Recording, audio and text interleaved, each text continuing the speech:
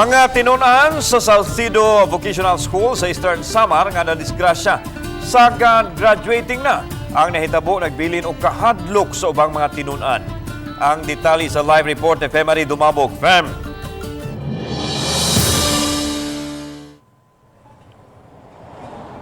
Lan, bisan kung duha ka adlaw na nilabay, so kada hitabo ang disgrasya diha sa daan sa Salcedo sa Eastern Samar, di indikutlok kini og duha ka kinabuhi sa mga tinunan nga nadasmagan giangkon sa prinsipal sa Salcedo Vocational High School nga wa nila pugsa ang ubang mga tinunan sa pagsud sa ilang klase tungod sa kahadlok ug kahingawa sa nahitabo. Imbis nga diretso sa ilang mga classroom suman sa flag raising ceremony, kining mga magtutudlo among naabtan nga nag-arrange sa mga bulak nga dala sa mga magtutudlog ubang tinunan. Ilang giangkon nga bisan sila na shock og traumatized pagyahapon sa nahitabo. Moong gawa sa mga tinunan, gipaubos na usab ang mga magtutudlo sa psychosocial intervention. Sa 1,300 nila ka mga tinunan, daghan ang wauna gipaeskwela sa ilang mga ginikanan tungod sa kabalaka. Nasayran nga sa 12 ka mga nadisgrasya niadtong Miyerkules sa Udto, 7 niini ang graduating ug 5 ang junior high school. Suma pa among mga tinunan, mamalit lang unta og sudan sa gawa sa tunghaan aron makabalik dayon alang sa ilang alas 12:30 nga klase. Ni makita nato nga grabing pagkaguba sa railings, napakita kini sa grabing impact. Sa matud pa man sa mga magtutudlo nga ang mga tinunan ang biktima niadtong sa disgrasya niadtong Miyerkules, ang anaa sa sulod diining railings naglakaw. Apan tungod sa impact sa kakusog sa sakyanan, nilahos kini og dito kini kadasmag sa mga tinunan. Hinungdan nga duha na gyud kanila ang nakalas. O sa grabing pagbangutaan sa mga magtutudlo og mga tinunan, ila kining gihimuan diring dapita og balay-balay diin sila makabutang og mga bulak.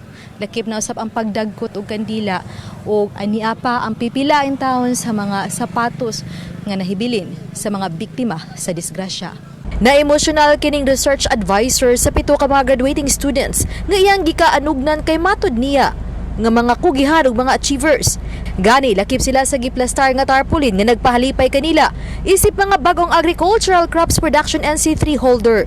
Apil sila si April Makahito kinsa dead on arrival sa Tambalanan og barkada niini nga si Reby Garcia kinsa namatay usab gahapon sa ospital.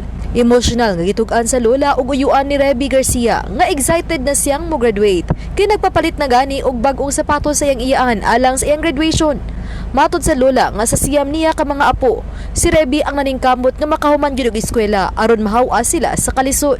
Samtang ganiyang sayo lang sa buntag nakuha sa kapulisan na tubangan sa eskwelahan ang pick-up nga maoy nakadasmag sa mga tinunan. Kasamtangan kining giimpound sa Municipal Hall ground. Gisulayan namo pagkuang habig sa driver nga si Manuel Waniwan. Apan ang abogado ug anak niini nga nag-atang sa gawa sa police station ni Hangyo nga di patubagon ang suspect sa bisan unsa nga interview. Kahinumduman gitug-an sa traffic investigator nga nakatagpilaw kuno ang driver hinungdan nga nahitabo ang disgrasya. Samtang nanawagan og tabang ang magtutudlo alang sa bayronon sa ospital sa uban pang mga biktima.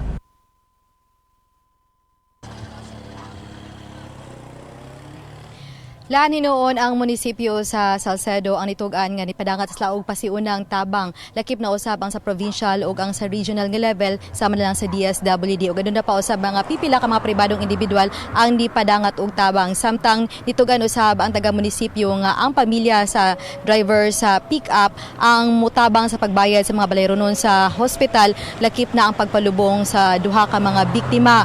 Ang driver ang napasakaan na og kaso gahapon samtang dugang safety measures pa ang himuon sa kung giplanuhan na sa principal o sa mga magtutudlo alang diha sa Salcedo Vocational High School aron di na mabutang pa sa peligro ang ilang mga kinabuhi ilabi na sa mga tinunan.